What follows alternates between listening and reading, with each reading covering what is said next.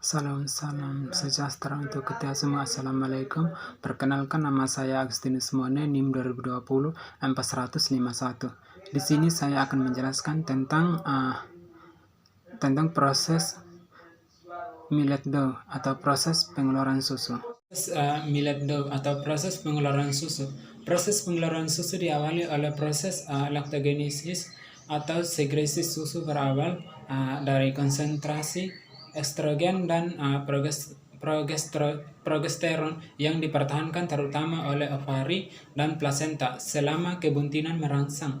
Perkembangan kelenjar mamia terutama ketika mendekati akhir kebuntinan secara bersamaan menghambat laktogenesis. Setelah proses laktogenesis, mulailah proses perubahan susu.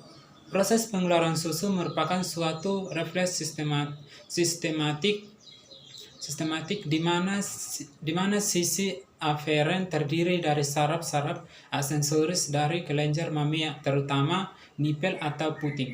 Saraf-saraf ini menghantarkan impuls yang mencapai hipotalamus dan mulai pelepasan hormon neurofisial melalui struktur hipotalamiko-pituitari. Penghiasan puting oleh scalp atau pedet merupakan stimulus yang umum untuk refleks pengeluaran susu. Respon relatif lambat dibandingkan dengan refleks saraf yang biasa karena waktu yang diperlukan bagi hormon untuk bergerak dari neurohipofisis ke kelenjar mamia adalah melalui aliran darah.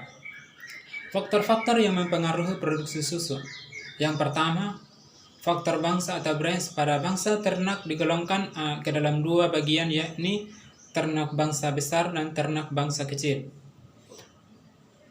Ternak bangsa besar pada bangsa ternak besar produksi susu dan produksi lemak meningkat dan lain halnya dengan kadar lemak umumnya menurun. P. Ternak bangsa kecil produksi susu dan produksi lemak menurun dan lain hal dengan kadar lemak umumnya meningkat. Faktor yang kedua, faktor individu. Bila bangsa sama seperti sapi FH, kelompok sama pada saat sapi berumur dan berat badan berbeda dan akan memproduksi susu yang berbeda. Faktor genetik. Setiap bangsa sapi mempunyai sifat tertentu yang menyebabkan produksi dan komposisi susu. Faktor yang keempat yaitu faktor umum. Produksi susu pada sapi perah terus meningkat dan umur 8 tahun dengan rata-rata peningkatan berkurang sesuai dengan bangsanya. Faktor yang kelima, faktor lama laktasi atau masa laktasi. Produksi susu maksimal akan mencapai pada minggu ke-3 sampai ke-6 setelah beranak. Penurunan produksi susu pada akhir ke-4 sesudah beranak lebih cepat. Ada sapi dalam satu masa laktatif relatif lama dan sebagai sapi yang persisnya tinggi. Faktor ke-6, kebuntinan. Kebuntinan sedikit pengaruhnya terhadap produksi susu sampai kebuntinan pada bulan ke-5. Mulai bulan ke-5 produksi susu mulai menurun. Faktor yang ke-7, siklus ekstrus. Siklus ekstrus mempunyai pengaruh kecil terhadap produksi susu kecuali pada saat berlangsungnya biraha atau haid.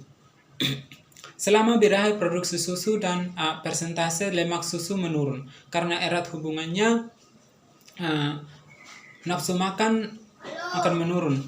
Faktor yang ke-8, hormonal. Hormon-hormon yang berpengaruh terhadap produksi susu yaitu A. Hormon laktogen atau kelenjar pituitari. B. Hormon adrenal atau kelenjar adrenalis. C. Hormon trikson atau kelenjar tiroid. D. Hormon oksitokin atau kelenjar belakang. Faktor eksternal. Yang pertama, musim. Sapi yang beranak pada musim gugur atau dingin, produksi susu dan kadar lemak susunya meningkat pada sapi yang beranak. Pada sapi yang beranak pada musim panas. Sapi yang beranak pada musim rontok atau musim gugur produksi lebih banyak. Sapi yang beranak pada musim semi atau musim panas produksi susu lebih sedikit dan kadar lemak susu rendah.